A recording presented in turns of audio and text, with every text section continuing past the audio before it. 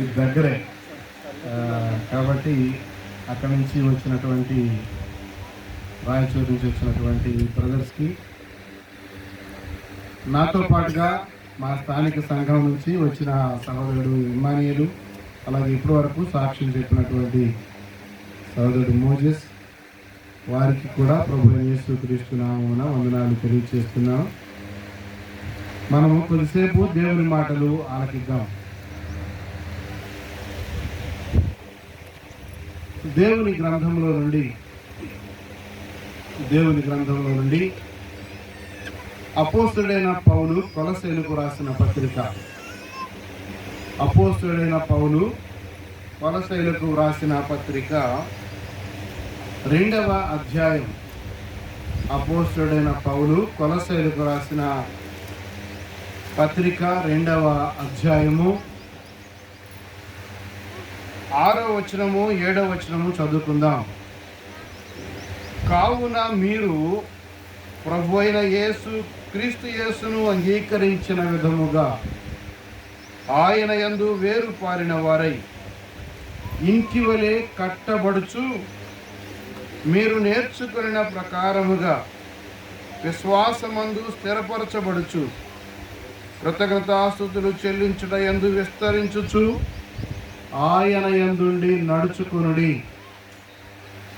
చదవబడిన ఈ లేఖన భాగాన్ని ప్రభు మనందరి కొరకై దీవించినట్లుగా, మనకు ఆశీర్వాదకరమైనట్లుగా ప్రార్థన చేసుకుందాం. పరిశుద్ధుడైన తండ్రి, కృప కలిగిన దేవ, ప్రేమమయుడా, మీకు స్తోత్రములు వందనాలు చెల్లిస్తూ ఉన్నాం. తండ్రితో కూడా ఉండట విడిచిపెట్టకూడని భాగ్యమని ఎంచుకొనక మా కొరకై సమస్తమును విడిచిపెట్టి మహిమను విడిచిపెట్టి రిక్తునిగా ఈ లోకాన్ని జన్మించిన మా ప్రభువైన యేసుక్రీస్తు వారి ద్వారా మాకు రక్షణనిచ్చి శాశ్వత జీవాన్ని ఉచితముగా ప్రసాదించి హృదయములో చెప్పనశక్యమును మహిమాయుక్తములైన సంతోషము దయచేసి ఈ నేడు ఉన్నట్టుగా మీ యందు నిలిచి ఉండడానికి కృప చూపించినందుకై స్తోత్రం చెల్లిస్తున్నాం తండ్రి. ఈ స్థలములో ప్రత్యేకముగా ఈరోజు ఏర్పాటు చేసినటువంటి యొక్క కూడికలో పాలు పంపులు పొందడానికై వివిధ ప్రాంతాల నుంచి వచ్చిన దైవ సేవకులను దీవించండి, ఆశీర్వదించండి. నాయనా, ఇక్కడ సోంపురంలో బాధ్యత వహించి పనిచేస్తున్న వారిని దీవించు నాయనా. అలాగే తండ్రి, కొద్దిసేపు మీ మాటలు మేము చదువుకొని ఉంటుండగా వాటిని ధ్యానం చేసి మేలు పొందాలని ఆశిస్తూ ఉండగా మీరు మా కొరకు మీ మాటలు అనుగ్రహించమని ప్రార్థన చేస్తున్నాను తండ్రి. వినే చెవి, గ్రహించే మనస్సు, దిద్దుకునేటువంటి హృదయం నాయన అనుగ్రహించమని, మీరే మహిమ ఘనత ప్రభావం పొందుమాలి. నేను మాట్లాడడం ద్వారా ప్రయోజనం ఉండదు నాయన. ఏ హృదయానికి ఏం కావాలో, ఏ హృదయంలో ఏ యొక్క ఆలోచనలు ఉన్నాయో వాటితో నేరుగా మీరే మాత్రమే మాట్లాడగలరని మమ్మల్ని అందరినీ మీ చేతులకు అప్పగించుకుంటూ మీ స్వరము వినాలని ఆశిస్తూ యేసు ప్రభు నామమున ప్రార్థించి వేడుకుంటున్నాము తండ్రి, ఆమేన్. ప్రియులారా, మనము చదువుకున్నటువంటి ఈ వాక్య భాగం అపోస్తలుడైన పౌలు గారు కొలస్సీలో ఉన్నటువంటి విశ్వాసులకు రాస్తూ ఉన్నాడు. మొదటి అధ్యాయం 1వ వచనం చదువుకుంటే ఎవరికి వ్రాసారో చెప్తున్నాడు. కొలస్సీలో ఉన్న పరిశుద్ధులకు. ఎవరికి రాస్తున్నాడు ఈ పత్రిక? పరిశుద్ధులకు వ్రాస్తున్నారు. చివరి కనపడుతుందమ్మా, అందరూ ఒకే గోల్లో ఉన్నాం. మన గోలే వేరు, ఎవరి గోళ్ళు వాళ్ళు ఉండదు, సరేనా? పరిశుద్ధులకు వ్రాస్తూ ఉన్నాడు. పరిశుద్ధులు అంటే ఎవరు? పరిశుద్ధులు అంటే ఎవరు? అసలు మనం పరిశుద్ధులమేనా? దేవుడు మనల్ని పరిశుద్ధులుగా చేశాడు, కానీ అంతకుముందు మనం ఎవరని? మనం పాపాత్ములం, మనము పరిశుద్ధులము ఇప్పుడు. అయితే మన కొరకు ఇలాంటి పత్రిక వ్రాయబడింది. ఆనాడు కొలస్సీలో ఉన్నటువంటి సంఘాన్ని ఉద్దేశించి అపోస్తలుడైన పౌలు రాస్తూ ఉన్నాడు. పరిశుద్ధులకు అనగా ఏమంటున్నాడు? క్రీస్తునందు విశ్వాసులైన సహోదరులకు అంటున్నాడు. పరిశుద్ధులు అంటే ఎవరంటే, పరిశుద్ధులు అంటే ఎవరు? యేసు ప్రభునందు విశ్వాసం ఉంచిన వారు. పరిశుద్ధులు అంటే ఎక్కడి నుంచో రారు. ఎవరైతే యేసు ప్రభునందు విశ్వాసం ఉంచుతారో వారు పరిశుద్ధులుగా తీర్చబడతారు, వారు పరిశుద్ధపరచబడతారు, వారు తమ పాపముల నుంచి విడిపించబడతారు అని దేవుని మాటల్లో మనం గ్రహిస్తూ ఉన్నాం. పరిశుద్ధులకు అని వ్రాస్తూ దాని అర్థం చెప్తున్నాడు.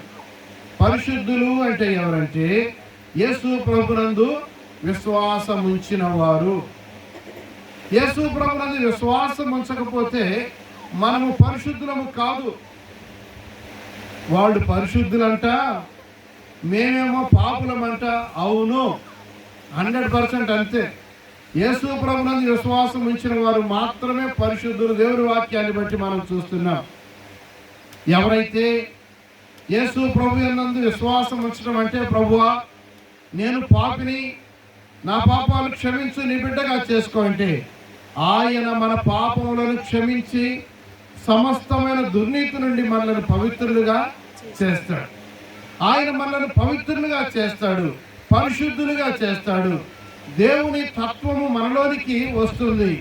అలాంటి వారు ఒకటే క్వాలిఫికేషన్ ఏంటంటే యేసు ప్రభునందు విశ్వాసం ఉంచడం.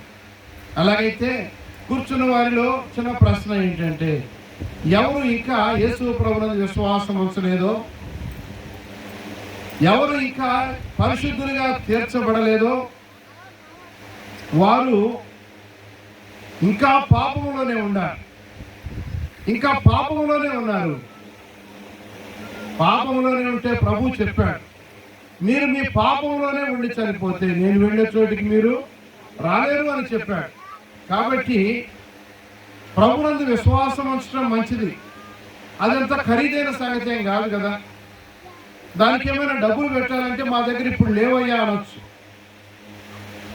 దానికి ఏదో వెల చెల్లించాలి, లేకపోతే ఇంకేదైనా అర్పించుకోవాలి. అలాంటిది ఏమీ లేదు. కేవలము పాపములు ఒప్పుకొనటం మాత్రమే. దేవుని యందు విశ్వాసం ఉంచిన వారు పరిశుద్ధులుగా ఉన్నారు. అలాగే పరిశుద్ధులుగా ఎవరైతే చేయబడ్డారో వారికి ఈ పత్రిక వ్రాస్తూ ఉన్నాడు. ఏమని రాస్తున్నాడు చదువుదాం ఒకసారి. 6వ వచనం, 2వ అధ్యాయం 6వ వచనం. కావున మీరు ప్రభువైన యేసు క్రీస్తును అంగీకరించిన విధముగా. మనమందరం ఏం చేసాం? ఇప్పుడు యేసు ప్రభునందు విశ్వాసం ఉంచాం, ఆయనను అంగీకరించాము. మనము ఆయనను అంగీకరించాం. మనం ఆయన అంగీకరించడం అంటే ఏం చేశాము, దానివల్ల ఏం మార్పు వచ్చింది అని అంటే, యోహాను సువార్త 1వ అధ్యాయం 12వ వచనంలో మనం ఏం చదువుకుంటాం? తనను ఎందరూ అంగీకరించిరో. ఎవరికైనా ఎంతమంది అంగీకరిస్తే అంతమందికా? దానికేమి భేదాలేమి లేవా? డబ్బు తారతమ్యం ఏమైనా ఉందా? అందం ఏమైనా ఉందా? గ్రామస్తులు పట్టణస్తులు అనేటువంటిది ఏమైనా ఉందా? అలాంటిది ఏమీ లేదు. తనను ఎందరు అంగీకరించిరో వారికి అందరికీ అన్నాడు. తనను ఎంతమంది అంగీకరిస్తే అంతమంది. అంటే ఆయన యొద్దకు వచ్చేవారు ఇక జాలిలే మీరు ఆగండి అని చెప్పేది ఏమి లేదు.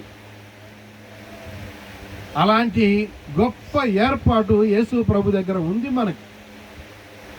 ఆయనను అంగీకరించినట్లుగా వారికి రాస్తున్నాడు. ఆయన అంగీకరించి మనం ఏమయ్యాము? తన కుమారులం అయ్యాం. మళ్ళీ చదవండి. తనను ఎందరు అంగీకరించిరో వారికి అందరికీ, అనగా తన నామమునందు విశ్వాసం ఉంచిన వారికి దేవుని పిల్లలయ్యే. పోనీలే పాపమనే. అంగీకరిస్తే ఏంటంటది? అంగీకరించగానే మనకు వచ్చేది ఏంటంటే అధికారం. ఏదో ధైర్యం చూడడం కాదు. దయచేస్తే మళ్ళీ మనం అడగడానికి లేదు, మనము తలెత్తుకోవడానికి లేదు. కానీ దేవుని పిల్లలు అయ్యేటువంటి అధికారం దేనిలో ఉంది?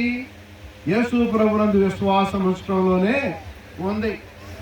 యేసు ప్రభునందు విశ్వాసం ఉంచిన వారికి ఆయన పిల్లలయ్యే అధికారం ఇచ్చాడు.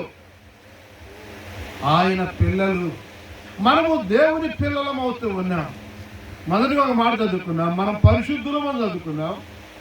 అంగీకరిస్తే మనం ఇప్పుడేం చదువుకుంటున్నామంటే అధికారము కలిగినటువంటి వారు. ఎక్కడికి పోతున్నారమ్మా అంటే మనం ఏం చెప్తాం? ఎక్కడికి పోతున్నారంటే ఏం చెప్తాము? ప్రార్థనకు పోతున్నాము అని చెప్తాం.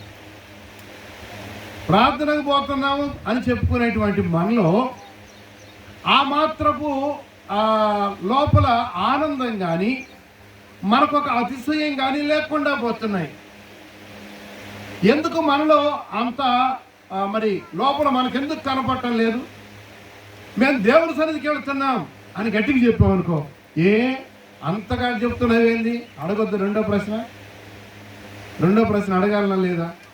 మనం ఎట్లా కనపడాలి? మొహం అంతా ఎలా వేసుకొని. మనలో చాలా మందికి ఎట్లుంటుందంటే, మొన్నే కదా ఆదివారం పోయింది, మళ్ళీ ఎప్పుడే వచ్చిందా అంటే దాని అర్థం ఏంటి? ఈ మాట అర్థమైందా అందరికి? మొన్ననే కదా పోయింది, మొన్నట్టు పోద్ది. ఆదివారానికి గ్యాప్ ఎంత ఉంటుంది? 7 రోజులు ఉంటుంది కదా, వారం తర్వాతే కదా మళ్ళీ వచ్చేది. మనకి ఏ భావం ఉంది? మళ్ళీ వెళ్ళకపోతే అన్నోళ్ళు అడుగుతారు, ఈ గోలంతా ఎందుకు, వెళదాం. ఎవరి కోసం వెళుతున్నాం? మనము ఆయనను అంగీకరిస్తే మనం ఒక అధికారము కలిగాం. మనం ఎవరికి లోపడాల్సిన అవసరం లేదు. మనము దేవుని చేతనే కుమారులుగా చేయబడ్డాం. ఫంక్షన్కి పిలిచిన ఆయన మనకు బాగా కావలసిన వాడైతే మనము ఎంత అధికారంతో దానికి వెళ్తాం, ఎంత సంతోషంగా వెళతాం. అక్కడ నన్ను ఎవరు అడగరు, అది మనకుండే ధీమం. ఇది కదా మనకు ఉండాల్సింది. కాబట్టి ఈ 2వ అధ్యాయం 6వ వచనంలో ఏం జ్ఞాపకం చేస్తున్నాడంటే ఆయనను అంగీకరించిన విధముగా అన్నాడు. ఆయనను అంగీకరిస్తే మనం ఏమయ్యామంటే మనం పరిశుద్ధులమయ్యాం. ఆయన విశ్వాసం ఉంచిన వారంగా మనం కనబడుతుండగా దేవుడు మనకు కుమారులు కుమార్తెలు అయ్యే అధికారం మనకి ఇచ్చాడు. ఆ అధికారం కలిగిన వాళ్ళంగా మనం ఉండాలి. అధికారం కలిగిన వాళ్ళంగా మనం కనపడాలి. అధికారం కలిగిన వారంగా మనం పనులు చేయాలి. అంతేగాని మనము ఏమోలే అనుకొని జీవించే జీవితాలు ఈ దినాల్లో కనబడుతున్నాయి. అంగీకరించిన విధముగా ఇప్పుడు చదువుకుందాం. అక్కడ ఆయన యందు వేరు పారిన వారై. ఇప్పుడు నెక్స్ట్ స్టెప్ ఒకటి ఉంది. యేసు ప్రభునందు విశ్వాసం ఉంచి పరిశుద్ధులంగా తీర్చబడి ఆయన అంగీకరించడం ద్వారా మనకు ఒక అధికారం వచ్చిన తర్వాత మనం చేయవలసిందేందో మనకు కనబడుతుంది. ఏం చేయాలంట? ఆయన యందు వేరు పారాలి. ఆయన యందు ఏం పారాలి? వేరు పారటం అంటే తెలుసా? వేరంటే ఎక్కడ ఉంటుంది? వేరు కనపడుద్దా? కనపడదు. కనపడేవన్నీ మనం జాగ్రత్త పెట్టుకుంటాం. ఎప్పుడు కూడా ఏమి జాగ్రత్త పెట్టుకుంటాం? అంతే కదా, కనపడేవన్నీ జాగ్రత్త పెట్టుకుంటాం. కనపడని ఏం చేస్తాం? ఎవరు చూడొచ్చారు, ఎవరు తెలియదు, నేనేమైనా చేస్తా, మళ్ళీ పోయి గమ్మున ఆరాధన చేస్తా. మనము పరిశుద్ధులను గుర్తుపెట్టుకోవాలి. మనం పరిశుద్ధులంగా ఉన్నాం. మనం దాన్ని ఎప్పుడు మర్చిపోకూడదు. మనం దేవుని కుమారులం, మనము దేవుని బిడ్డలం. ఆయన గొప్పవాడు, సృష్టికర్త. ఆయన పిల్లలు మనం ఎట్టి పరిస్థితుల్లో కూడా అధికారం కోల్పోయిన వారంగా ఉండకూడదు. ఇక్కడ ఏం చదువుతున్నాం? ఆయన యందు మనం ఏమవ్వాలి? వేరు పారాలి. వేరు పారాలి. ఏ చెట్టు అయినా సరే పైకి ఎదుగుతున్న కొద్దీ ఆ చెట్టుకు వేర్లు ఏమవుతాయి? వేర్లు లోపలికి లోపలికి లోపలికి వెళతాయి. ఈ చెట్టు యొక్క భవిష్యత్తు అంతా కూడా ఎవరి మీద ఆధారపడి ఉంటుంది?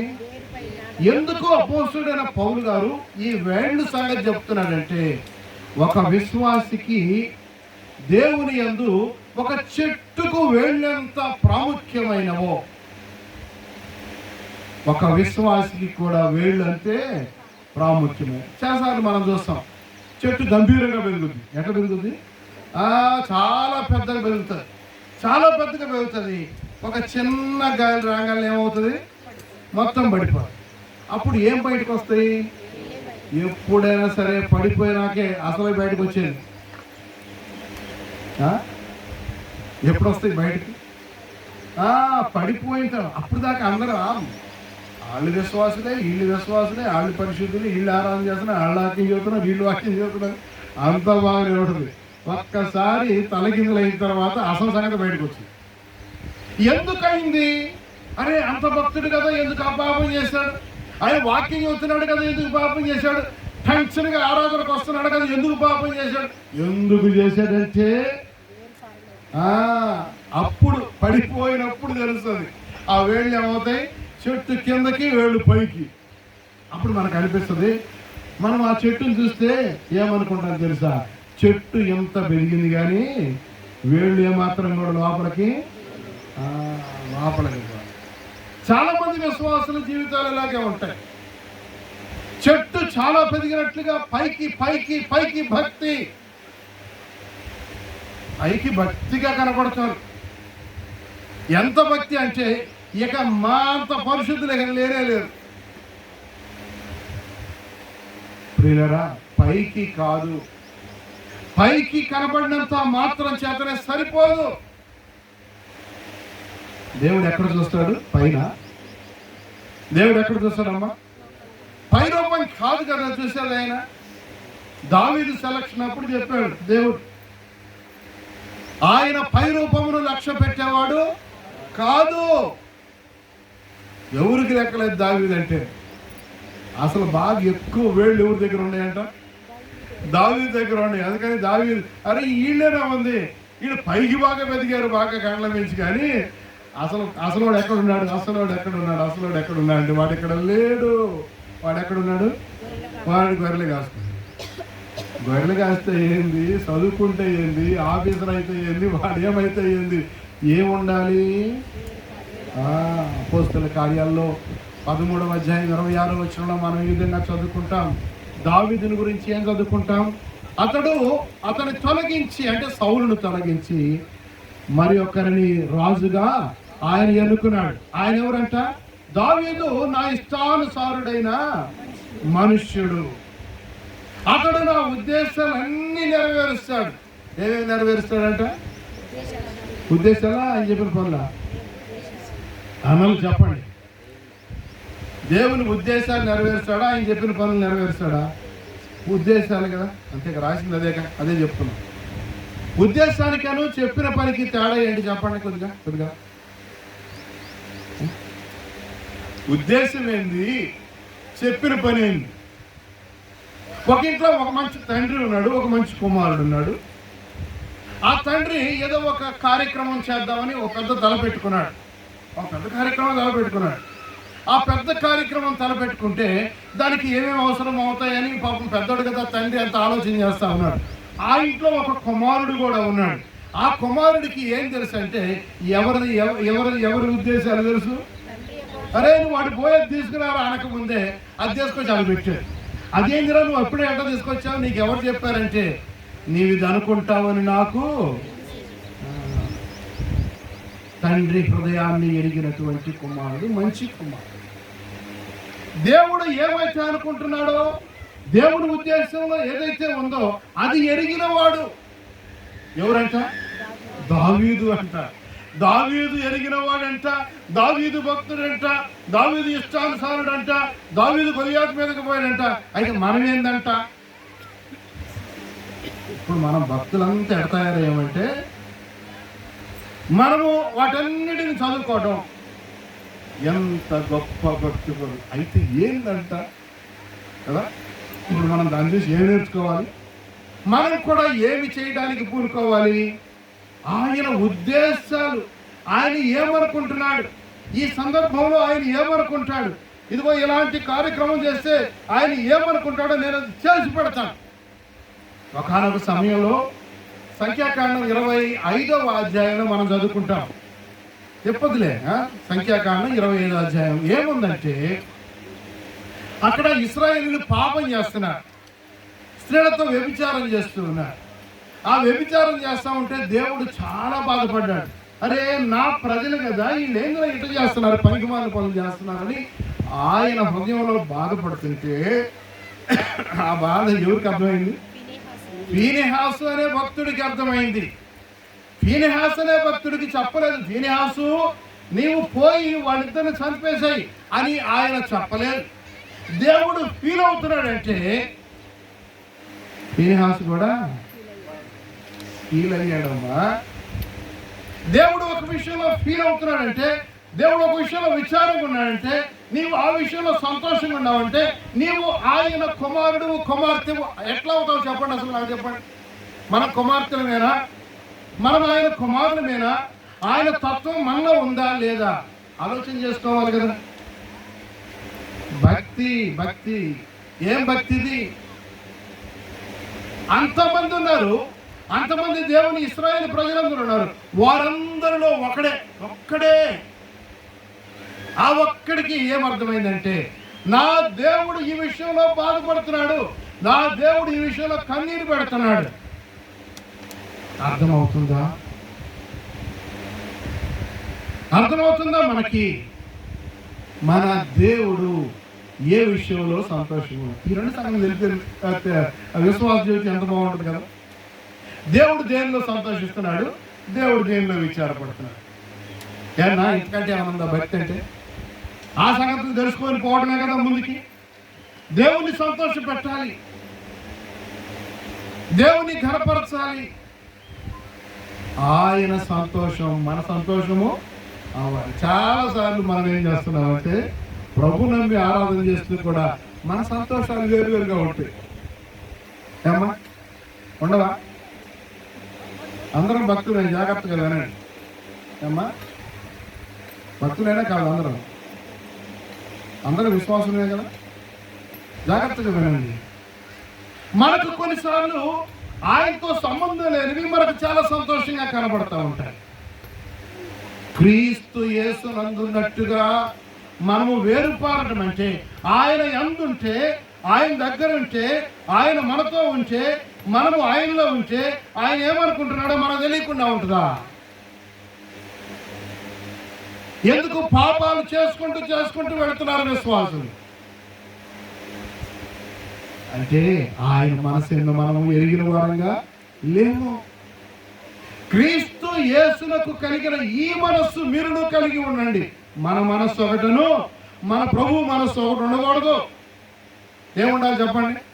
మన మనస్సు అయినా మన ప్రభు యేసు క్రీస్తు వారి మనస్సు అయినా ఒకటే అయి ఉండాలి. ఏమై ఉండాలి? అలా కాకపోతే మన పని మనై, ఆయన పని అయింది. రేపొద్దున పరలోకానికి వెళ్తాం కదా. ప్రభు నమ్ముకున్నామంటే వెళ్తాంలే, ఏం చేస్తాం? వెళ్తావా? చూసిన వాళ్ళందరూ వెళ్తున్నారా లేదా? ప్రభు వస్తే ప్రభు దగ్గరికి వెళ్తారా లేదమ్మా? ప్రభు రమ్మంటే మీరు కరెక్ట్గా చెప్పాలి. తలకాయ మనం ఎక్కువ ఊపితే ఏమవుద్దో, తక్కువ ఊపితే అర్థం కాదు అయ్యగారికి. కాబట్టి ఇప్పుడు ఏ రకంగా ఊపాలి? జాగ్రత్తగా, పొదుపుగా ఏం అక్కర్లా. ఈరోజే మీటింగ్ సోమపురం, మాకు రేపు పొద్దున ఏం పని లేదు, ఈ పూటగా వచ్చింది, అంతేనా కాదమ్మా? చెప్పండి. ప్రభు ఇప్పుడు ఆయన మధ్యాకాశానికి వచ్చి ఆయన మనల్ని పిలిస్తే, ఆయన మనం రమ్మని ఆహ్వానిస్తే మనం వెళ్ళటానికి సిద్ధమేనా? మనం వెళతామా? నేను అరవటమే కానీ మీరు అరిసేది లేదా? ఏమ్మా?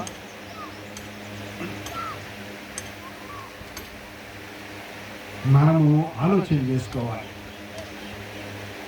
మనము ఆయన యందు వేరు పారిన వారంగా ఉండాలి. వేరు పారుట అనేటువంటిది చూద్దాం. వేరు పారుట అంటే ఒక చెట్టు ఎంత స్థిరంగా ఉంటుందో, ఈ స్థిరముగా ఉండడానికి ముందు ఆ చెట్టు ఏమవ్వాలి? ఆ చెట్టు నాటబడాలి. 92వ కీర్తన చదువుకుందాం. 92వ కీర్తన 92వ కీర్తన చూడండి. 12వ వచనం. నీతిమంతులు ఖర్జూర వృక్షము వలె మొవ్వవేయుదురు, లెబానోను మీది దేవదారు వృక్షము వలె వారు ఎదుగుదురు. ఇక్కడి నుంచి గమనించండి, వారు ఏమవుతారంట? వారు మొవ్వేస్తారు, ఆ తర్వాత ఎదుగుతారు అని అంటూ దానికి మూల కారణం ఏదో చెబుతున్నాడు 13వ వచనంలో. వారు యెహోవా మందిరములో నాటబడిన వారై, దేవుని మందిరములో నాటబడ్డారు. 2018లో ఆరాధన ప్రారంభించారు, అంతే కదన్నా. 2018లో సోంపురంలో ఆరాధన ప్రారంభం చేశారు. ఆరాధన ప్రారంభం చేసిన తర్వాత ప్రారంభంలో కొద్దిమంది విశ్వాసులు ఉన్నారు. ఆ తర్వాత ఇంకో కొంతమంది ప్రభునందు విశ్వాసం నుంచి సంఘంలో చేర్చబడ్డారు. ఈ చేర్చబడిన వారందరూ కూడా ఏమయ్యారు? మందిరంలో నాటబడ్డారు. మందిరంలో నాటబడిన తర్వాత వాళ్ళు ఎక్కడ ఉండాలి? ఇది కూడా ఒక ప్రశ్న అంటారా? ఇది కూడా ఒక ప్రశ్న. నాటబడిన తర్వాత ఎక్కడ ఉంటామన్నా? ఎక్కడ ఉంటాం? మనం చెట్టు నాటాం మన ఇంటి ముందు, ఎక్కడ ఉంటుంది? రేపొద్దున ఇది కరెక్ట్. జాన్ చెట్టు వేసుకున్నాడు, అది ఎక్కడ ఉంటుంది? అలా కాకుండా రేపు ఉదయాన్నే లేచేసరికి కళ్ళు తుడుచుకుంటా బయటకు వచ్చేసరికి ఆ చెట్టు అక్కడ లేదు. ఆ చెట్టు అక్కడ లేకపోగా ఆ చెట్టు మరొక చోట మంచిగా విస్తరంగా ఉంది. ఇప్పుడు ఆ ఇంటి యజమాని పరిస్థితి ఏమో చెప్పండి. పోనీలే, ఎక్కడో చోట ఉంది కదా, అక్కడే నీళ్ళు పోతాం అనుకుంటా. ఎందుకని? మీకు నాటబట్టం అంటే చెబుతున్నా. నాటబట్టం అంటే ఏంటంటే, నాటబట్టం అంటే నాటిన చోట ఉండడం. ఏంది ఎంతకంటే గొప్ప పాండిత్యం ఉంది దీనిలో. నాటిన చోట కుదురుగా ఉండటం అంటారు దాన్ని. ఎక్కడ ఉన్న చోట కుదురుగా ఉండమని అంటారు చూడు. ఎందుకు అటు ఇటు తిరుగుతున్నా, కుదురు కూర్చోండి పిల్లలు అంటూ ఉంటాం కదా. మనం బాగానే వాళ్ళని అంటాం, మనం కూర్చో, మనకు లేదు బుద్ధి, ఏం లేదు. ఇవన్నీ కూడా మనకు ఎందుకు రాశారంటే దేవుని వాక్యంలో బుద్ధి కలగడానికే. ఎక్కడ చెప్పండి మాట. కొరింథీ పత్రిక 10వ అధ్యాయం 10వ వచనం. యుగాంతమందున మనకు బుద్ధి కలగడానికై ఇవన్నీ రాయబడ్డాయి. మనం ఏం చెప్పుకున్న దేనికోసం? Right, very good. ఇప్పుడు మనము ఏమి కావాలి? మొట్టమొదటిగా రక్షింపబడినటువంటి మనము సంఘములో ఏమవ్వాలి? మనము సంఘములో నాటబడాలి.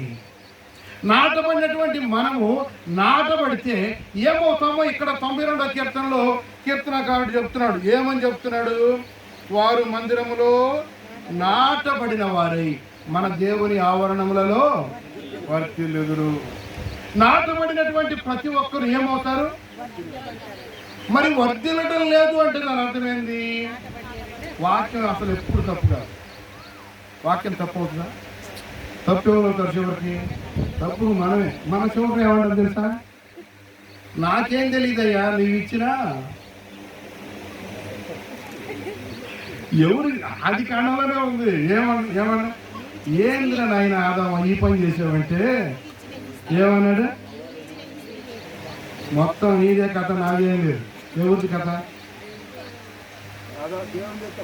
దేవుడు. అప్పుడు ఆదానికి ఒక పాయింట్ ఉంది అక్కడ. ఆదాం నాకు భార్య కావాలని అడిగాడా? అడగకపోతే కూడా దేవుడు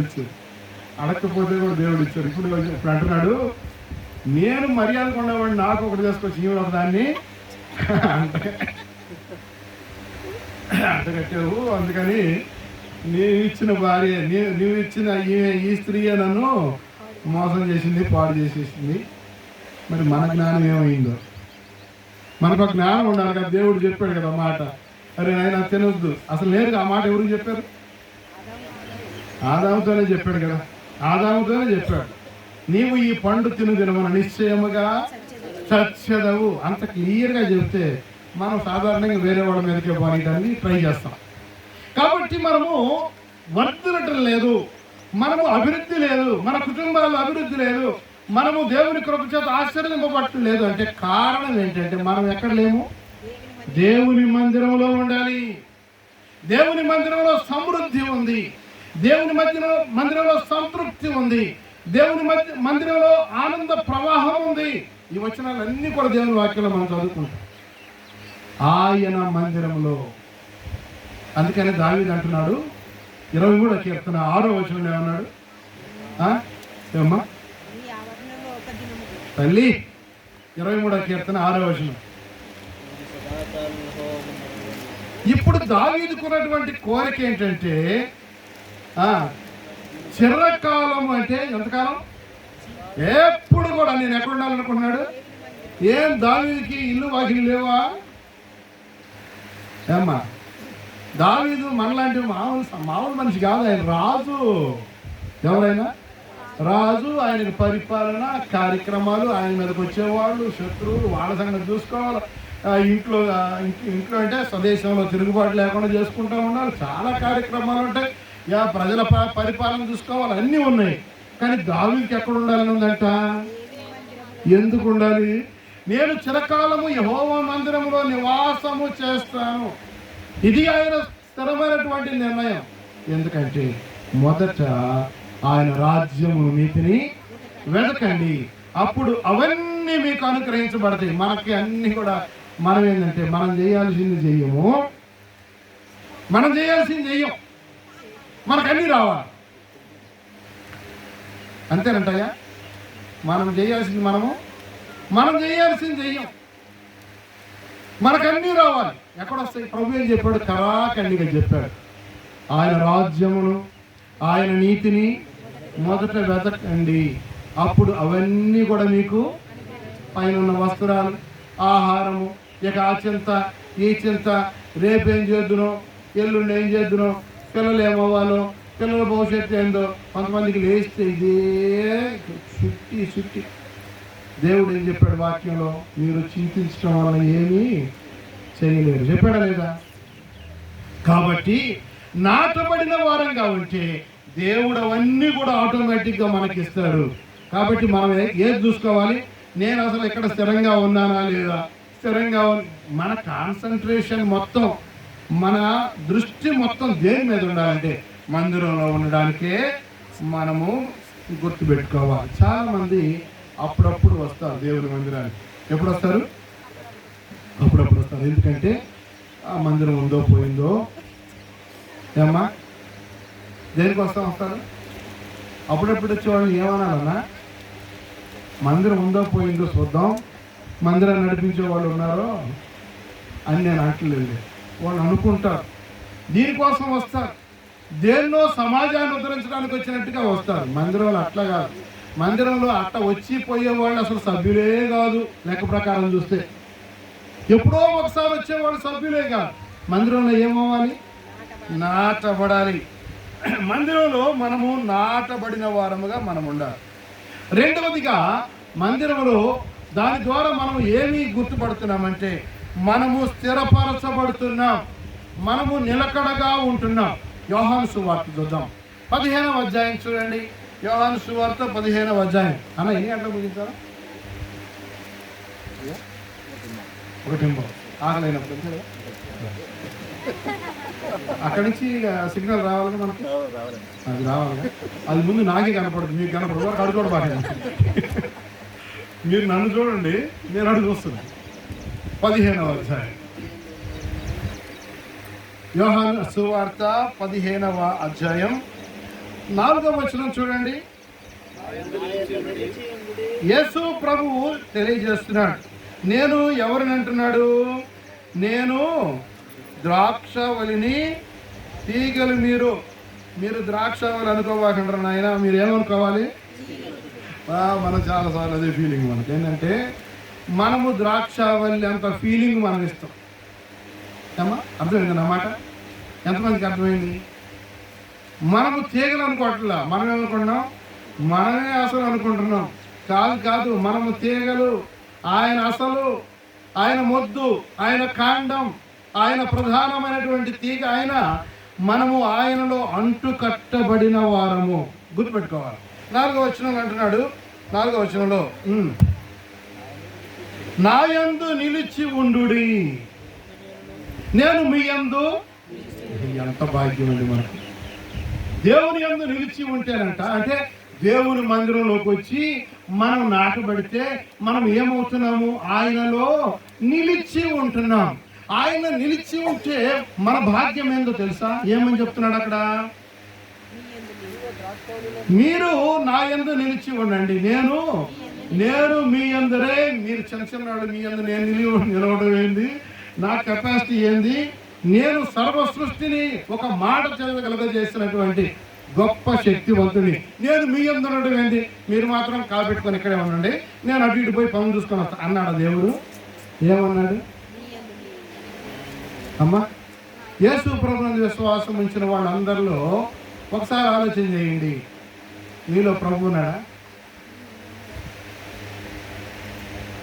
సైలెన్స్ కాదు ఆన్సర్ చేయాలి కదా. ఆయన నిలిచి ఉన్నాడా మనలో? ఆయన మనలో ఉన్నాడా లేదా? ఎవడైనా తలుపు తీస్తే నేను లోపలికి వస్తాను, నేను వాడితో ఉంటాను అన్నాడు కదా. ఆయన ఉన్నాడు, మనతో ఉన్నాడు. ఆయన మనలో ఉన్నాడు, మనతో ఉన్నాడు. ఆయన ఉన్న దేవుడు. ఆయన అంటున్నాడు, నా యందు నిలిచి ఉండండి. మొదటి కండిషన్ ఏంటి? రెండోది ఏంటంట? రెండోది అయింది. మొదటిది మంది గుర్తుపెట్టుకోవాలి. ఎప్పుడు కూడా వాక్యం జాగ్రత్తగా గమనించుకోవాలి, బాగా చదవాలి. 1-2 సార్లు ముందుకి వెనక చదివితే మనకు అర్థమవుతుంది. ఆయన యందు నిలిచి ఉండండి. ఆయన అప్పుడు మీ యందు, నేను కూడా మీ యందు నిలిచి ఉంటాను. ఏది గొప్ప చెప్పండి అమ్మా? అమ్మమ్మ చెప్పండి. మనము ఆయన యందు నిలిచి ఉండటం గొప్ప సంగత, ఆయన మనలో నిలిచి ఉండటం గొప్ప సంగత? పోనీ ముందుదా వెనకదా చెప్పండి, మొత్తం ఎందుకు? ఈజీగా అయిపోద్ది. ముందుదా వెనకదా? ఇంటికి పోయిన తర్వాత ఏం వాక్యం చెప్పారంటే ముందుదా వెనకదా? ఆయన యందు మనం ఏమవ్వాలి? ఆయన యందు నిలిచి ఉంటే ఇప్పుడు ఆయన ఏం చేస్తాడంట? నేను కూడా మీ యందు నిలిచి ఉన్న మిమ్మల్ని అన్యాయం చేయను, నేను మీ యందు నిలిచి ఉందును. తర్వాత తీగ ద్రాక్షవల్లిలో నిలిచి ఉంటేనే గాని తనంతట తాను ఏ విధముగా ఫలింపదో, అలాగే నా యందు నిలిచి ఉంటేనే గాని మీరు కూడా ఫలింపరు. ఫలించుట అనే మాట ఈ అధ్యాయంలో చాలా సార్లు ఉండదు. మీరు లెక్కేసుకోండి. తర్వాత ఊరికి ఆ మాటలు కనపడుతూ ఉంటాయి. నిలిస్తే, ఆయన మనం నిలిచి ఉంటే ఆయన మనలో నిలిచి ఉంటాడు. తీగ ఏ విధంగా అయితే ద్రాక్షవల్లిలో నిలిచి ఉంటుందో, నిలిచి ఉన్నప్పుడు అది ఫలిస్తుందో, అలాగా మనము కూడా ఫలిస్తాం. మనం కిందకంతా చదువుకుంటా పోతే ఎవడు నిలిచి ఉండడో వాడు ఏమవుతాడంట? వాడు పారవేయబడి తీగలాగా ఎండిపోతాడు అన్నాడు. ఆ ఎండిపోయిన వాటిని పోనీలో ఎండిపోయిన అనుకోకుండా వాటిని ఏం చేస్తారంట? ఎందుకు కాల్ చేస్తారు? దేనికి పనికిరాదు. అవి మనకు అడ్డం వస్తుంది. పని చేసే వాళ్ళకి అడ్డం ఏంటి తెలుసా? దేవుని పని చేసే వాళ్ళకి అడ్డం, దేవుని పని చేసే వాళ్ళకి ఎదురు తిరిగి మాట్లాడటం, ఇవన్నీ ఎవరు చేస్తుంటారు? ఇయ్యే ఎండిపోయితే ఒకటి. ఇప్పుడు తేగలేదు ఏమి లేదు అనుకుంటా ఉంటాం, పోతాం. అది కాలు చుట్టుకోండి. దేని చుట్టుకుంటుంది? కాలు చుట్టుకోగల ఏమవుతాం? తర్వాత మనం తెలిసిందే కదా కార్యక్రమం. ఈ ఎండిన తీగలు ఎందుకు కాల్చాలంటే, ఎందుకు కాల్ చేయాలంటే అవి ఏం చేస్తాయి? పనిని పాడు చేస్తాయి. నెహెమ్యా ఆనాడు గోడ కట్టించాలనుకుంటే చెత్త విస్తారంగా ఉందంట. ఏముందంట? చెత్త ఉంటే పని చేయడానికి వీలు లేదు. కాబట్టి చెత్తను ఏం చేయాలి? కాల్ చేయాలి. ఇప్పుడు చెత్తను కాల్ చేయాలి. పొట్టును ఏం చేయాలా? పొట్టును కూడా కాల్ చేయాలా? ఇవన్నీ కూడా దేవుని సంఘంలో పనికిరావు. అందరు చేస్తారు, మేము కూడా వస్తాం, మేము కూడా. నేను సంఘం ప్రారంభం చేసిన దినాల్లో 26 సంవత్సరాల క్రిందట సంఘం ప్రారంభం చేసినప్పుడు చాలా మంది వచ్చారు. వాళ్ళు వీళ్ళంతా వచ్చారు. వచ్చిన తర్వాత మన పద్ధతి చూస్తారు. మన పద్ధతి, మన ఆరాధన విధానం, మనం వాక్యం చెప్పుకునే విధానం ఉన్నట్టుగా చెబుతారు అనుకోగానే మెల్లిగా ఒకళ్ళు ఏం చేశారు? మెల్లిగా ఎవరు బొమ్మలు ఎవ్వరు మమ్మల్ని వాళ్ళే ఇప్పుడు వాళ్ళని ఆపరాలా పంపించాలా చెప్పండి అమ్మా. ఆ మాట అంటే ఏం సిక్కు వస్తుందో, ఈ మాట అంటే ఏం సిక్కు. ఊరికి ఏదైనా వాకింగ్ చెప్పండి ప్రశ్నలు లేకుండా ఉంటారా? వాళ్ళని ఏం చేయాలా? పోనీ వాళ్ళకి అర్థం చేసుకోక కాదు, వాళ్ళకి తెలుసు ఇక్కడ మన పప్పులే ఉడకమని వాళ్ళకి తెలుసు, ఇక్కడ నేను చెప్పింది చెల్లదని తెలుసు, ఇక్కడ వాక్యమే చెల్లుతుందని తెలుసు, ఇక్కడ దేవుడి పద్ధతి తప్ప వేరే పద్ధతి లేదని తెలుసు. అలాంటి వాళ్ళంతా పోగేసుకొని మా సంఘంలో 50 మంది ఉన్నారు, మా సంఘంలో 100 మంది ఉన్నాం, మా సంఘంలో 200 మంది. ఏం చేసుకోవడానికి చెత్త అంతా? ఈ చెత్త ఉండకూడదు, అది తగలబెట్టాలి, అది కాల్చివేయాలి, అది అడ్డం లేకుండా చేయాలి. అప్పుడు ఏమంట? మొదటి వచనం చదువుకుందాం. ఫలించు తీగ మరి ఎక్కువగా ఫలించాలని. 15వ అధ్యాయం మొదటి వచనం యోహాను సువార్త. ఫలించు తీగ మరి ఎక్కువగా ఫలించాలని దానిలోని పనికి రాని తీగలను ఆయన ఏం చేస్తాడు? ద్రాక్ష తోట యజమాని, ఆ వ్యవసాయకుడు, తండ్రి అయిన దేవుడు ఏం చేస్తాడంటే దానిలో కొన్ని ఫలిస్తున్నాయి, కొన్ని ఫలించడం లేదు. ఇప్పుడు దేవుడు ఏం చేస్తున్నాడంటే ఆయన ఏం చేస్తున్నాడు? కరెక్ట్ తీసుకొని వచ్చి ఏం చేశాడంటే ఫలించే తీగకు ఇవన్నీ ఏమవుతున్నాయి? ఊరకాటం వస్తుంది. అన్న అక్కడ సువార్త చేద్దామంటే వీళ్ళు ఏదో చూసారు. ఇప్పుడు ఈరోజు కూడికి పెడతామంటే వాతావరణం బాగాలేదు, మేఘాలు పైకి లేదు. వర్షం వస్తే ఏమవుతుంది? వర్షం వచ్చి వర్షంలో తడిసి చచ్చిపోయినాడు ఎవరైనా ఉన్నారా మీ ఊర్లో? గుర్తుపెట్టుకోండి ఈ మాట. ఎప్పుడైనా వర్షం వచ్చినప్పుడు, ప్రార్థనకు పోవాల్సి వచ్చినప్పుడు ఎందుకు రాలేదన్నా అని ఎవరైనా అడిగితే మనం చెప్పే సమాధానం గనక వర్షం వచ్చింది కాబట్టి రాలేకపోయామని చెబితే ఇది చెబుతారా మీరు? మాకు దగ్గరలో 50 కిలోమీటర్ల దూరంలో ఒక సంఘం ఉంది. నేను ఒకరోజు బైబిల్ స్టడీ చేయడానికి పోతూ రోజు వారం వెళ్తాను. అక్కడ వెళ్తే అక్కడ నేను వెళ్ళేటప్పుడు నేను మా మిసెస్ ఇద్దరం కలిపి వెళ్తూ అనుకున్నాం, చాలా భయంకరంగా వర్షం పడుతుంది, పాపం వాళ్ళంతా వస్తారో లేదో. మాకంటే కారు ఉందలే, అందుకని వెళ్తున్నాం. పాపం వాళ్ళంతా వస్తారో లేదో అంటే నేను సిగ్గుపడేటట్టుగా నేను చెబుతున్నాను చూడండి. అక్కడికి పోయేసరికి అప్పటికి చాలామంది వచ్చున్నారు. మిగతా వాళ్ళు కూడా మొత్తం తడిచిపోయి వచ్చారు. ఆ ఇంటి సహోదరి వాళ్ళందరికీ టవర్స్ పొడిగుడ్లని ఇస్తూ ఉంది. వాళ్ళంతా శుభ్రంగా దుడుచుకొని వచ్చి ఆ ప్రార్థనలు కూర్చున్నారు. ఎంత ఆసక్తి! పనికిరాని తీగలు, పనికిరాని ఆలోచనలు, పనికిరాని కథలు ఇవన్నీ కూడా తీసి పక్కన పెట్టితేనే సంఘము ఫలిస్తుంది. ఒక వ్యక్తి ఫలిస్తాడు. సంఘము అభివృద్ధి కావాలంటే ఈ పనికిరాని తీగలన్నింటిని ఏం చేయాలి? తీసి రాశారండి అన్నమాట. కొట్టి పారేయటం కాదు, తీసి పారేయటం అంటే ఎంత దూరం అమ్మా? మళ్ళీ కంటి కనపడదు. అది లెక్క. తీసి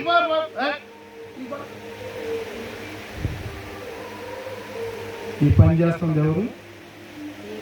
దేవుడే చేస్తున్నాడు, లేక యజమాని చేస్తున్నాడు. సంఘము ఆయనది. సంఘం మంది కాదు, మన ఇష్టం వచ్చినట్టు చేయడానికి. మనం ఎట్టి పరిస్థితుల్లో కూడా ఆ విధంగా చేయకూడదు. మనం ఎక్కువగా ఫలించాలంటే, ఫలింపు ఎక్కువగా రావాలంటే పనికిరాని తీగలను ఏం చేయాలి? మనము తీసి పారవేయాలి. కొన్నిసార్లు సంఘంలోనికి వచ్చిన తర్వాత వేరు పారకుండా ఉంటాం. నెంబర్ 1, మన వేళ్ళు ఇక్కడ కాకుండా మరో చోట అండి. నెంబర్ 2 ఏంటంటే ఒకటేమో వేరు పారకుండా ఆటంకం పెట్టే. మనందరూ తెలుసు కదా, ప్రభు వారు ఒక ఉపమానం చెప్పారు. విత్తువాడు తన విత్తనాలు చల్లుకుంటా పోయాడు. ఎన్ని ప్లేసుల్లో పడ్డాయి? మీకేం ఇబ్బంది లేదు, నేను చూపిస్తాను. 4 ప్లేసుల్లో పడ్డాయి, 4 చోట్ల పడ్డాయి. విత్తనంలో ఏమైనా లోపం ఉందా? ఏం లేదు. విత్తనాలు ఒకటే, విత్తాయని కూడా ఒకటే. ఆయన మంచివాడే, విత్తనాలు కూడా మంచియే. ఏం మంచి కాదు? ఈ రకాల నేలలే మంచివి కాదు. మొదటిది ఎక్కడ పడింది? ఏదో ఒకటి చెప్పండి. మొదటిది ఎక్కడ పడింది? త్రోవ పక్కన పడింది. రెండోది ఎక్కడ పడింది? రాతి నేలను పడింది. మూడోది ఎక్కడ పడింది? ముండ పొదల్లో పడింది. నాలుగోది ఎక్కడ పడింది? మంచి నేలలో. చాలా బాగుంది. ఇప్పుడు రెండవ రకం ఉంది. ఏంటి రెండో రకం? అది బండ మీద పడింది, రాతి నేల మీద పడింది. అక్కడ మన్ను ఎక్కువగా లేకపోయేసరికి దాని వేళ్ళు ఏమైనాయి అంట? వేళ్ళు లోపలికి పోలేదంట. పోకపోయేసరికి విశ్వాసులే వీళ్ళందరూ ఏం పోలికి, ఇదంతా విశ్వాసుల గురించి చెప్పిందే. ఈ విశ్వాసుల గురించి చెప్తూ ఏమంటున్నాడంటే ఈ రకమైన విశ్వాసులు ఉన్నారే వాళ్ళకి ఆ వేరు లోపలికి పోతుంది. లోపలికి పోవడానికి ఏం అడ్డం ఉంది? బండ అడ్డం ఉంది. బండలు అడ్డం ఉంటాయి. ఏముంటాయి? రక్షణ పడిన తర్వాత కూడా ఏముంటాయి జీవితంలో? బండలు, చాలా బండలు ఉంటాయి. ఆ బండలు మనం వదిలించుకోము, అవి మనకి ఇష్టం. ఎప్పుడైనా వరకు వస్తే నేను ఉంచుకుంటాం. ఏంటి మరి లోపల ఏం కోరిక ఉంటుంది? మనం ఫలించాలి అనుకుంటాం. మనము కూడా 30 అంతలుగా, 60 అంతలుగా, 100 అంతలుగా, సాధ్యమైతే 150 అంతలుగా మనం కూడా ఫలించాలనుకుంటాం. కానీ మనలో ఏం అడ్డం వస్తున్నాయి?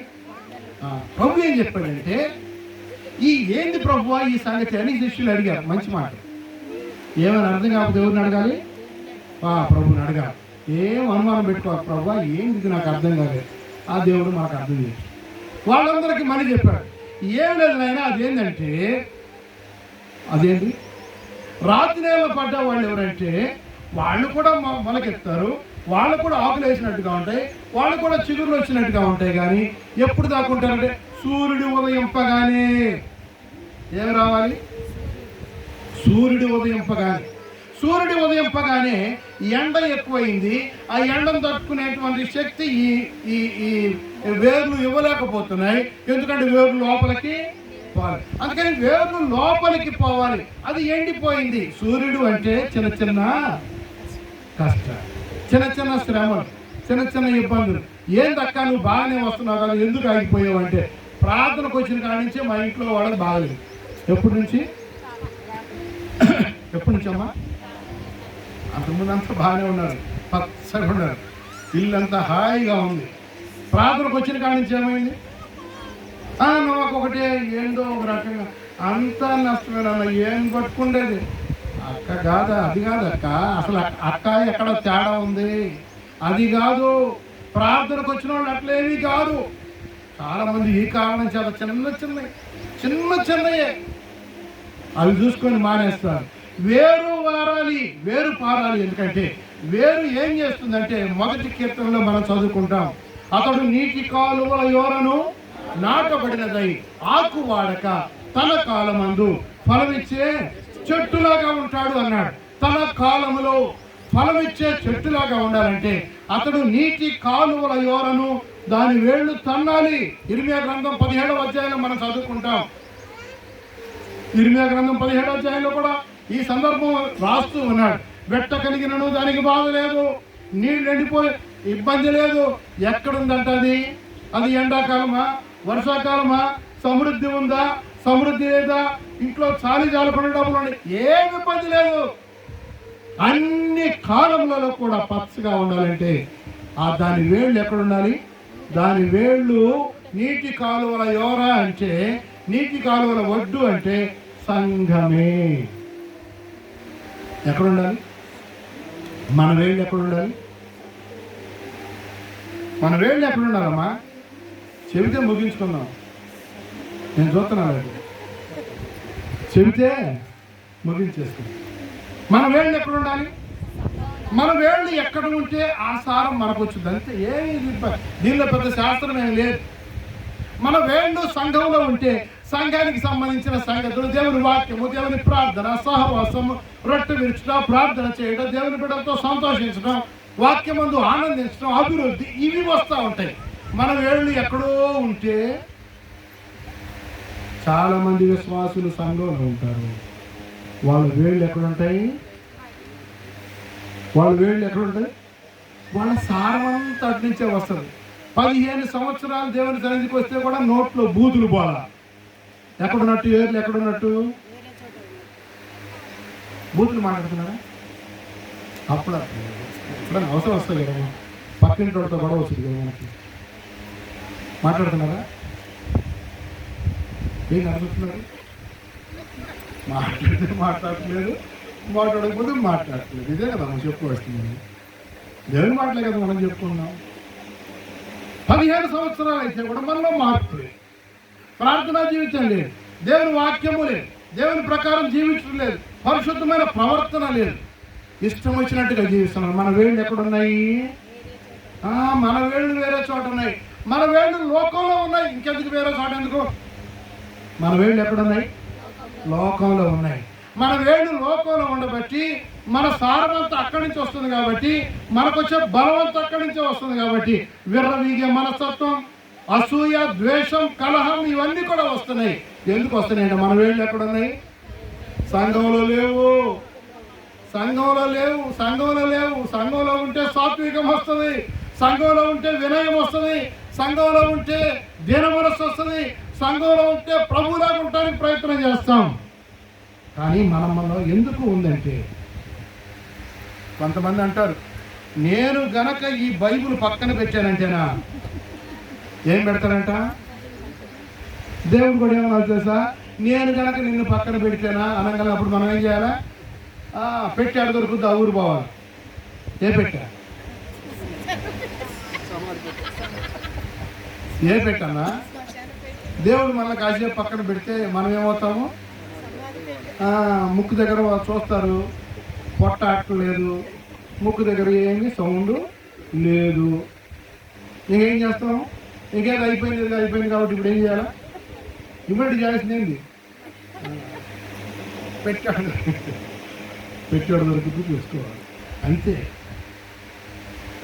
దేవుని బిడ్డలమైన మనము ఎంత కాలమైతే కూడా మార్పు ఎందుకు ఉండలేదు?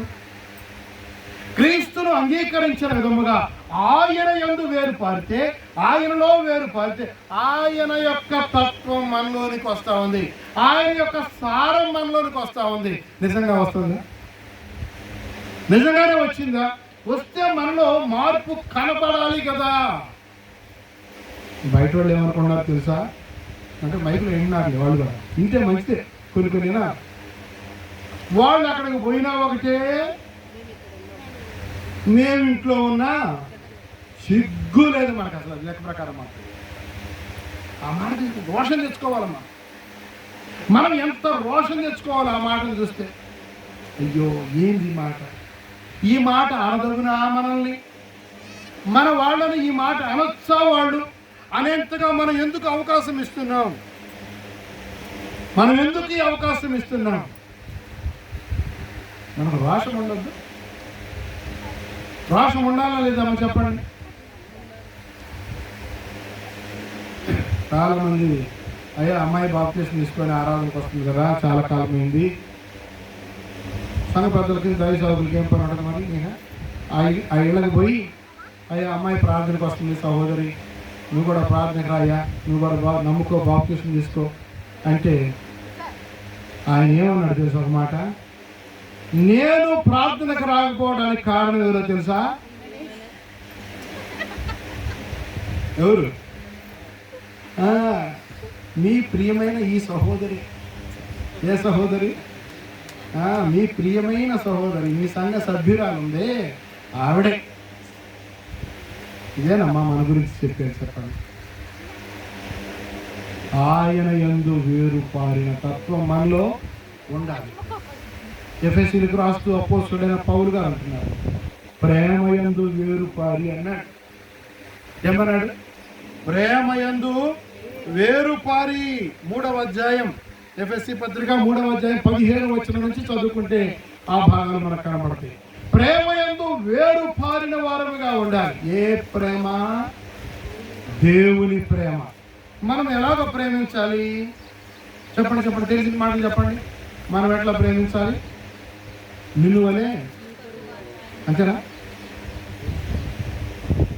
చెప్పాలా?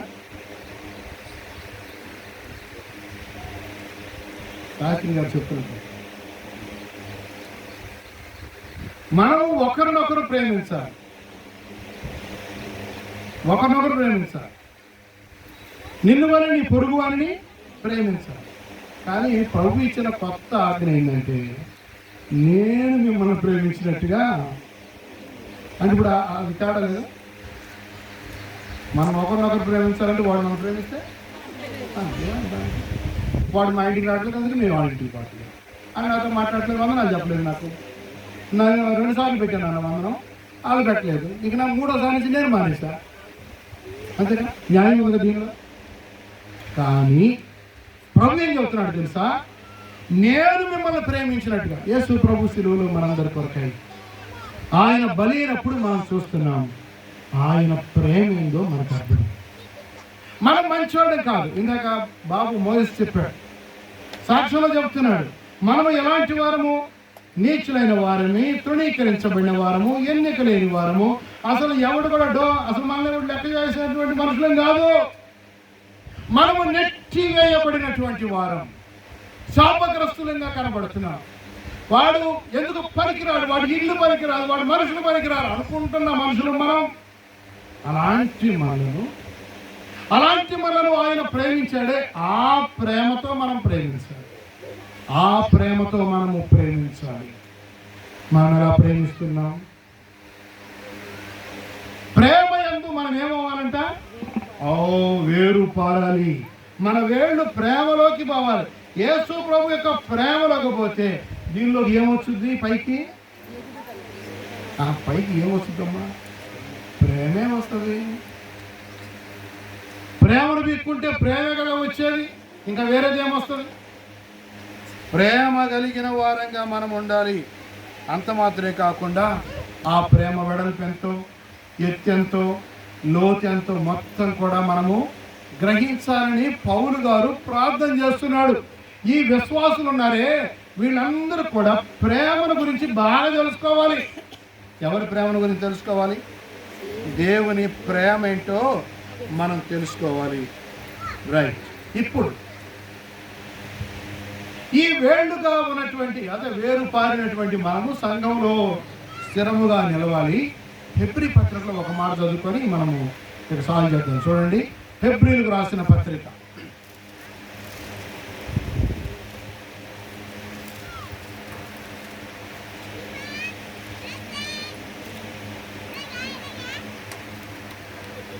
12వ అధ్యాయము. హెబ్రీలకు రాసిన పత్రిక 12వ అధ్యాయం. ఒక వేరేమో సంఘంలో ఉంది, కొంతమంది వేళ్ళేమో లోకంలో ఉన్నాయి. 3వ రకం ఉంది, అత్యంత ప్రమాదకరమైనటువంటి స్థాయి. చూడండి 12వ అధ్యాయము 15-16. మీలో ఎవడైనను దేవుని కృపను పొందకుండా తప్పిపోవునేమో అనియు, చేదైన వేరు ఏదైనా మొలిచి కలవరపరచుట వలన అనేకులు అపవిత్రులైపోదురేమో అనియు, ఒక పూట కూటి కొరకు జ్యేష్ఠత్వపు హక్కును అమ్మి వేసిన ఏశావు వంటి భ్రష్టుడైనను వ్యభిచారి అయినను మీలో ఉండునేమో అనియు జాగ్రత్తగా చూసుకోండి. ఇప్పుడు మనకి ఇంకొక జాగ్రత్త ఏంటంటే, మన వేళ్ళు ఎక్కడున్నాయో మనకు ఆ జాగ్రత్తగా చూసుకోవాలి. సంఘంలో ఉన్నాయా, లోకంలో ఉన్నాయా? సంఘంలో ఉంటూ కూడా ఇదొకటి ఉంది, సంఘంలో ఉన్నామనిపించి మోసం చేసే రకం ఇది. ఏ రకం అంట ఇది చేదైన వేరు. ఏ వేరు ఇది? చేదైన వేరు. ఈ చేదైన వేరు గురించి ఏం రాస్తున్నాడంటే, ఏం రాస్తున్నాడు కాదమ్మా, దేవుని కృపను పొందకుండా పోయేటువంటి వేరు. దేవుని కృప పొందకుండా పోయే వేరు ఇది. అది తప్పిపోతుంది. ఆ తర్వాత ఏం చేస్తుందంట, అది చేదైన వేరు మొలచి కలవరపరిచినందున అనేకులు అపవిత్రులైపోదురు. ఈ చేదైన వేరు మన జీవితాన్ని ఏం చేస్తుంది? అపవిత్రము చేస్తుంది. చేదైన వేరు మన జీవితాన్ని అపవిత్రం చేస్తుంది. కాబట్టి మీరు జాగ్రత్తగా ఉండండి. మీరు కనుక అజాగ్రత్తగా ఉంటే ఎలాంటి వాళ్ళు వస్తారంట మన జీవితంలో నుంచి బయటికి? ఒక్క పూట కూటి కోసం జ్యేష్ఠత్వపు హక్కును అమ్మివేసిన ఏశావు వంటి భ్రష్టుడైనను వ్యభిచారి అయినను ఉండునేమో అని జాగ్రత్తగా. ఎన్ని పూటల కోసం? ఓకే, అందరు నా వైపు చూడండి. ఎన్ని పూటల కోసం అమ్మా? ఆదివారం రోజు పెళ్లి పెడతారు. మహబూబ్నగర్ జిల్లాలో మొత్తం చాలా కార్యక్రమాలు ఎట్టే జరుగుతాయి. ఏ రోజు పెడతారు పెళ్లి? పెట్టుకోబోకుండా నేను అడగదాను ఇదే మాట. మిగతా 6 రోజులు ఉండేగా, 6 రోజులు పెట్టుకోవచ్చుగా. ఏ రోజు పెడతారు? అటు పెట్టబట్టే మా ఇమానియలు మనం పోయినసారి మీద వచ్చాం సోంపు. మంచిదే కదా అంటారా? ఇప్పుడు మనకు పెళ్లి ఆహ్వాన పత్రిక వచ్చింది. వాళ్ళు వచ్చారు, అమ్మ వాళ్ళ తల్లిదండ్రులు వచ్చి, పిల్ల తల్లిదండ్రులు వచ్చి కార్డు ఇచ్చి, అమ్మ మీరు తప్పకుండా రావాలి. సరేనన్నా సరేనన్నా. వాళ్ళు పోయినాక అంతా చూసుకున్నాం. ఎప్పుడు ఉంది ఇది? ఆదివారం. ఎన్ని గంటలకి? ఖచ్చితంగా. ఇప్పుడు వచ్చి పడిన సమస్య, ఒక పూట కూటి కోసం. ఏందన్నా మరి బంధువులు పెళ్ళికి పోవద్దా? అమ్మాయి మేము మాత్రం ప్రార్థనకు పోయేవాళ్ళం. ఆదివారం పెళ్ళిళ్ళు జరిగితే రాము. కావాలంటే సాయంత్రం పెట్టుకోండి. ఎప్పుడు పెట్టుకోండి? సాయంత్రం పెట్టుకోండి, అప్పుడు వస్తాం. మేము మాత్రం రాము. ఇప్పుడు మనం దేనికి ఓటేస్తాము? దేనికి ఓటేస్తాము? పెళ్లిక, ఆరాధనక? ఖచ్చితంగా చెప్పండి. ఈ ప్రార్థన ఉన్నప్పుడు ఆ మాట మాడకపోతే ఏం బాగుంటుందని ఆ మాట ఏం మాట్లాడేమని రేపొద్దు నుంచి మన పని మనం చేయకూడదు. మనం ఏం చేయాలి? నాకు ఆరాధన కంటే ఏది కూడా ముఖ్యమో కాదు. విశ్వాసులైనటువంటి మీ అందరికీ నేను చెప్తున్నాను ఏంటంటే, ఆదివారాలు పెళ్ళిళ్ళు పెట్టుకోవద్దు. కనీసం మీరు. నాకు వినబడిన వార్త ఏంటంటే, కొంతమంది పాస్టర్లే, అయ్యగారులే చెప్పారంట. ఏమని? ఆదివారం మంచిది, పెట్టుకోండి అని.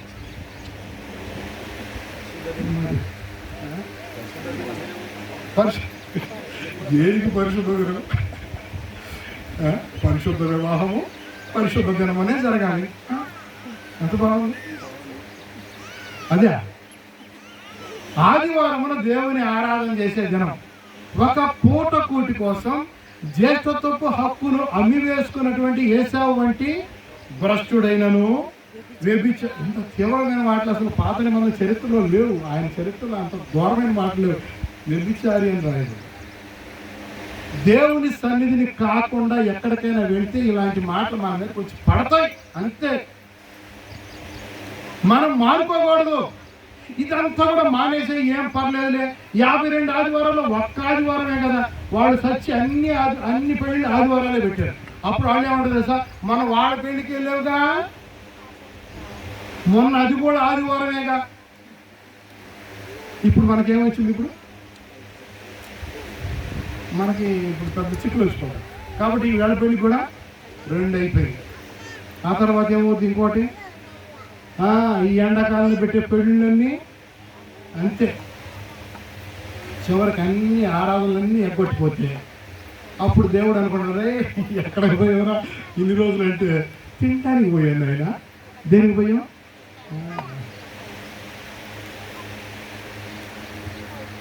ఒక్క పూట కూటి కోసం జ్యేష్ఠత్వపు హక్కును అమ్మివేసిన ఏశావు వంటి భ్రష్టుడైనను వ్యభిచారి అయినను మీలో ఉండునేమో అని చేదైన వేరు టైటిల్ పెట్టి రాసుకుంటూ వచ్చాడు. చేదైన వేరుకు సంబంధించినటువంటి ఆలోచన. ఒక వారం ఏమి కాదు నెప్ప. ఏమవుతుంది? అయ్యగారు అర్థం చేసుకుంటాడులే, మన పెద్ద అర్థం చేసుకుంటాడులే, మన సేవకుడు అర్థం చేసుకుంటాడులే. ఎక్కువ తక్కువ మాడితే మనమే దశం భాగం అంతే. మన చేతిలో ఏముంది? ఆయుధం ఉంది. ఏం ఆయుధం? ఇదే అనుకోవాల్సింది. ఇది చేదైన వేరు లక్షణం. చేదైనటువంటి వేరు కనుక లోపలకు ఉంటే, మనకు ఉంటే, మనము చేదైన వ్యవహారాలన్నీ చేస్తుంటాం, అంతే గుర్తుపెట్టుకోండి. కాబట్టి ఇప్పుడు కొలస్సీలకు రాష్ట్ర అపోస్తుడైన పౌలు 2వ అధ్యాయం 6వ వచనంలో ఏం రాస్తున్నాడంటే, కావున మీరు క్రీస్తు యేసునందు ఆయన యందు విశ్వాసం ఉంచిన వారుగా ఉండి క్రీస్తు యేసునందున్న వారై ఆయన యందు వేరుపారిన వారుగా ఆయనను అంగీకరించిన విధముగా, అదేనా వాక్యం, ఆయనను అంగీకరించిన విధముగా ఆయన యందు వేరుపారిన వారై, ఆయన యందు వేరుపారిన వారై మనము ఉండాలి. మనం కట్టబడాలి, మనం స్థిరపరచబడాలి, మనం దేవుని సన్నిధిలో స్థిరంగా నిలవాలి. మనం చూసి అనేక మంది రావాలి, కానీ మనం చూసి వేరే వాళ్ళు పారిపోకూడదు. అలాంటి ప్రవర్తన మనది ఉండకూడదు. మనం చేదైన వేరుగా కాకుండా, మన వేర్లు లోకంలో కాకుండా మన వేర్లు సంఘములో నిలిచి ఉన్నట్లయితే మనం దేవునికి ఇష్టమైన బిడ్డలుగా జీవించగలుగుతాం. ప్రభు మనం రేపొద్దున చూసినప్పుడు బడా నమ్మకమైన మంచి దాసురాలా అని పిలుస్తాడు. అట్లా కాకపోతే సోమరివైన చెడ్డ దాసుడా, నువ్వు చాలా చేసావు, నీకు చాలా కథం లెక్క పక్కన నుంచో అంటాడు. అది ఆ మాటలు మనం అనిపించుకోకుండా దేవునికి మహిమకరంగా బ్రతుకుదాం. సంఘంలో స్థిరంగా నాటబడిన వారిగా నిలుద్దాం. అంతే, మనం సంఘంలో నాటబడాలి. ఇక్కడ 4 రోజులు, అక్కడ 4 రోజులు. కొంతమంది ఈ పరీక్షలు జరిగేటప్పుడు 8-7 రోజులు తిరుగుతూ ఉంటారు. ఎట్లా తిరుగుతూ ఉంటారు? తొందరగా అయిపోవాలి, ఎగ్జామ్ అయిపోయేలోపల ఎట్లా ఈ స్కూల్కి రావాలి, ఆ స్కూల్కి పోవాలి, వాళ్ళు ఏం చేస్తున్నారు, వీళ్ళు ఏం చేస్తున్నారు, ఆ పాస్టర్ అట్ట, ఈ పాస్టర్ అట్ట. ఆ పాస్టర్ బాగున్నాడు, బాగా చదువుతున్నాడు, కానీ కొద్ది గట్టిగా చదువుతున్నాడు. ఇంకో పాస్టర్ ఆయన బాగానే పర్లేదు, అబ్బే ఆయన గారు వాక్యమే రాదు. ఏం రాదట? ఎవడో నీకు ఆ మాటలు చెప్పింది? నీకేం పని? ఆ సంఘానికి ఈ సంఘానికి పోయే పని? దేవుని సంఘానికి రావాలి. వాక్యం ఎక్కడ స్థిరంగా ఉంటుందో, వాక్యం ఎక్కడ వివరంగా చెప్తారో అక్కడ నిలిచి ఉంటే మనము ఫలించే చెట్టులాగా ఉంటాం. దేవుడి మాట మన కొరకై దీవించును గాక. చిన్న ప్రార్థన చేస్తాను, ఆ తర్వాత ముగింపు మాటలు చెప్తాను. చిన్న ప్రార్థన. అందరు తల వంచి కళ్ళు మూయండి, చిన్న ప్రార్థన చేస్తున్నాం. మహాగండువైన మా తండ్రి, కృప కలిగిన దేవా, మీకు వందనాలు స్తోత్రాలు చెల్లిస్తున్నాం.